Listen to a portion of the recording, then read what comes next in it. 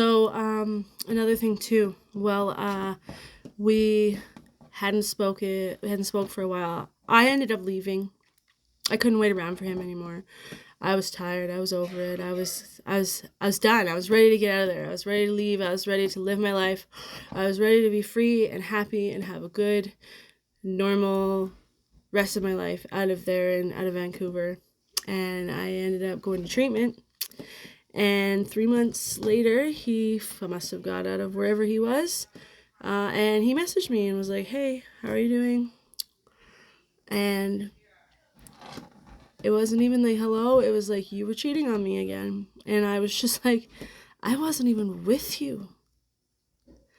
I wasn't even with you at that point. Like, I walked away. I left. Like, I don't know why you got that opinion of me. And I was like, you can't even think about me and my perspective and like what I went through. You're so wrapped up in yourself and you're so narcissistic that you cannot see what I went through and how hard it was for me. A woman addicted to fentanyl on the streets of Vancouver, struggling, having to sell her body at times in order to survive, and trying to like get by. I would walk for hours and hours and hours to find things on the ground just so I didn't have to go do things like that, just to make sure that I was doing the best that I could so he wouldn't get mad at me. But it was never enough. There's nothing that I could do that was ever enough to satisfy his narcissism. It was like I tried. It didn't matter what I was doing. If I was on drugs, if I wasn't on drugs, if I was in recovery, if I wasn't in recovery, there was nothing that I could do that was satisfying. It was like always like there's something more that I could have been doing, and it was just so tiring. And I was like, you know what? That's what you have to say after all this time? Not, I worked hard to like get better, and I want to like, do good and like, show you that I'm like fucking healthy and things like that. I'm sorry for what I did. No, you were cheating on me when we weren't even together in a relationship. So I was just like, dude, I am fucking done with you. I'm done. And he's gonna say that he dumped me and all that kind of shit, but no. I blocked him. I blocked him on Facebook. I blocked him on my phone.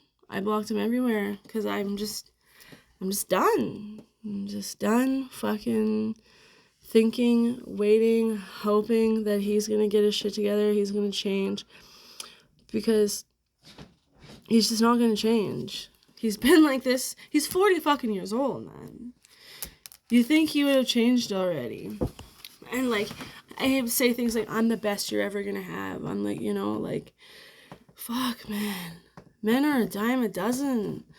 Like, when it comes to like low value men like him. The thing is like, I am not like looking for a low value man like him. I'm looking for somebody who fucking shows up for themselves, who takes care of themselves, who's intelligent, who's really intelligent, emotionally intelligent, not just intellectually intelligent, cares for himself, his mind, his body, knows how to genuinely love. Like, those are things like that are important to me. It doesn't matter what you look like. That's what I say. I would say things to him like, I'm confused. Like, you're so good looking, but you're so ugly inside. Like, what does that mean? Like, that's so paradoxical. It's like, what a waste of like beauty. You know what I mean? And if he was a good person, I never would have said things like that to him, but he just hurt me all of the time. And I got to this point where it's just like, I don't care about your feelings anymore.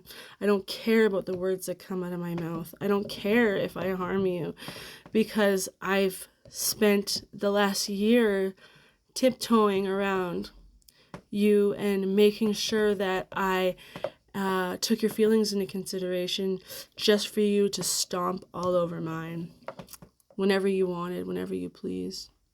So, yeah, that's when I decided to show up for myself.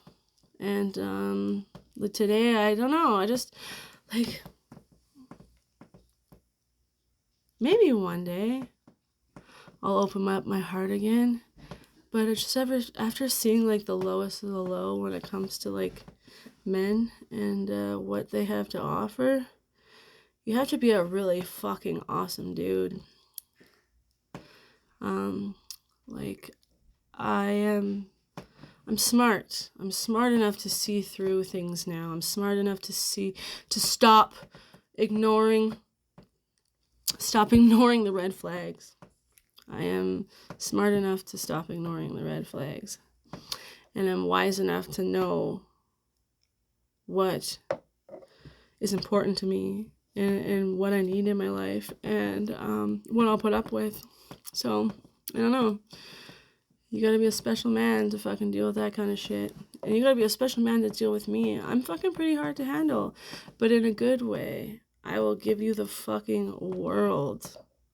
I will make your life incredible, like nothing you've ever imagined. But I expect that in return. The divine masculine and the divine feminine, duality in life, they go together, the yin and the yang. You cannot have one without the other. You need a partner in this world. I am a believer in that, and I have grown enough self-respect spiritually, emotionally, physically, mentally, to know that until somebody matches my divine energy, they are somebody I'm not even going to waste my time. I'm not even going to give somebody the fucking sweat off my back. Sorry, guys.